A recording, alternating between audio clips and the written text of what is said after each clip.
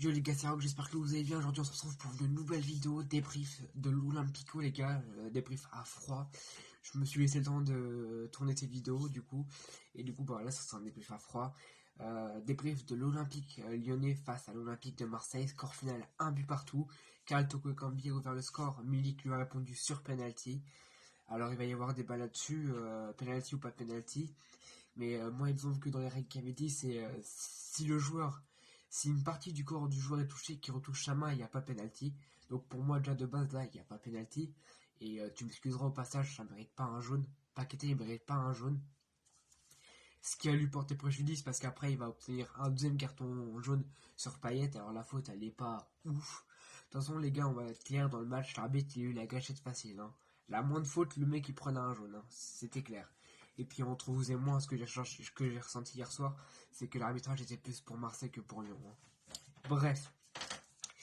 Donc les gars, alors pour commencer, on s'est juste contenté d'ouvrir le score. Après, on est passé en mode gestion.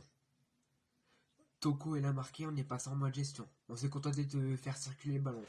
À droite, à gauche, à droite, à gauche, devant, à ça derrière, à droite, à gauche. On a fait ça tout le match. Ensuite, après, Milik va marquer sur penalty, donc ce sera à vous de me dire dans les commentaires s'il y a penalty ou pas. Pour moi, il n'y a pas penalty, ou alors s'il y a penalty, ça mérite pas un jaune pour Paqueta, je suis désolé. Voilà, mi-temps, ça fait un partout. Ensuite, seconde mi-temps, là, tu connais, il va y avoir un deuxième jaune pour une faute, je sais pas d'où il va sortir sa faute sur Payet. Le mec, il a couru hier soir, Payet, il a couru hier soir, j'étais mort. Enfin bref les gars, voilà, du coup Paqueta il va prendre un rouge, donc on pourra pas se servir de lui contre Rennes mercredi. Mais bon, on fera avec, tu vois. Et du coup là, j'étais très content de Lyon vers la fin de match parce qu'on a su gérer le match en mode, on était à 9 contre 10 sur le terrain. Je compte pas les gardiens bien sûr. Et on a su gérer en fait. C'est en fait comme vous expliquez, la Ligue des Champions, le Final 8, il nous a servi à mieux défendre quand on est compensé par des grosses équipes. Marseille n'est pas une grosse équipe, mais ils avaient un avantage numérique, tu vois. Et nous, on a su bien gérer les offensifs qu'ils ont eu. Bref, voilà.